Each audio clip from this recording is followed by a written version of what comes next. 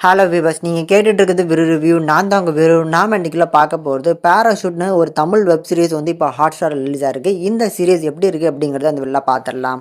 இந்த சீரிஸோட கதையை பொறுத்தளவுக்கு சீரிஸில் வர்ற நம்ம கிஷோருக்கு மொத்தமாக 2 பசங்க. இந்த 2 பசங்களும் ரொம்ப கண்டிப்பாக தான் வளர்க்குறாரு. இவர் வந்து ஒரு டெலிவரி மேனாக இருக்கார். ஸோ அதனால் அவர் அந்த கொண்டு போகிறதுக்குன்னு ஒரு வண்டி, எக்ஸல் வண்டி வச்சுருக்காப்புல. அந்த வண்டியை தான் அந்த 2 பசங்க பேராஷூட் அப்படின்னு கூப்பிடுறாங்க. ஒரு நாள் அப்பா வீட்டில் இல்லாத நேரம் இந்த பேராஷூட்னு சொல்லப்படுற அந்த எக்ஸல் பைக்கை இவங்க 2 பேரும் ஓட்டிட்டு போய் தொலைச்சிட்டு போயிடுறாங்க. ஸோ இதுக்கப்புறம் அப்பா அடிப்பாங்களே அப்படின்னு சொல்லி பயந்து போன இவங்க காணாமல் போக வீட்டில் இவங்க 2 பேரும் தேடுறாங்க. இதுக்கப்புறம் என்ன நடந்துச்சு அப்படிங்கிறத அந்த சீரிஸோட மொத்த கதையுமே.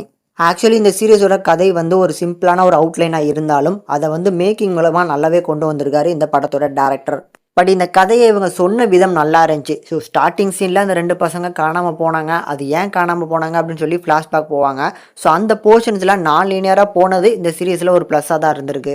இந்த வெப் சீரிஸோட ஒரு ஸ்டார் ஆஃப் த ஷோ அப்படின்னா அந்த சக்தி ரித்விக்கும் அந்த இயல் அப்படிங்கிற அந்த குட்டி பொண்ணு தான். இவங்க 2 பேரும் சூப்பரான ஒரு பர்ஃபார்மன்ஸை கொடுத்துருக்காங்க. அவங்க 2 பேரும் வரக்கூடிய அந்த போர்ஷன்ஸில் அவங்க 2 பேருக்குள்ள இருக்கக்கூடிய அந்த கனெக்ஷனை நல்லாவே வந்து பார்த்தீங்கன்னா ஆன் ஸ்க்ரீனில் டெலிவர் பண்ணியிருக்காங்க. அதுலேயுமே அவங்க அப்பாவுக்கு ஏன் பயப்படுறாங்க, அப்பா அவங்களோட கதாபாத்திரத்தை எழுதின விதமாக இருக்கட்டும், இப்படி எல்லா கேரக்டர்ஸுமே ப்ராப்பராக ஹேண்டில் பண்ணியிருக்காங்க.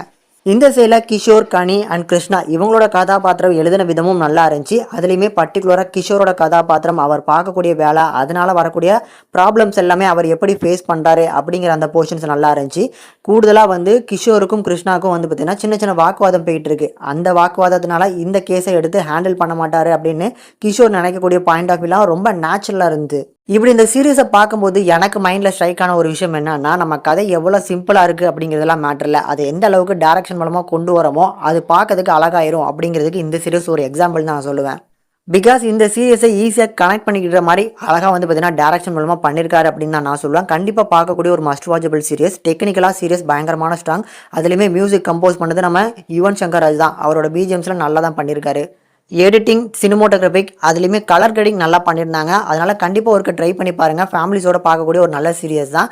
இந்த பேராஷூட் அப்படிங்கிற வெப் சீரிஸுக்கு நம்ம சேனலில் கொடுக்கக்கூடிய ரேட்டிங் 5க்கு 3.5 வரைக்கும் ரேஷியோ கொடுத்துருக்கோம். கண்டிப்பாக ஒரு 1 டைம் ட்ரை பண்ணி பாருங்கள்.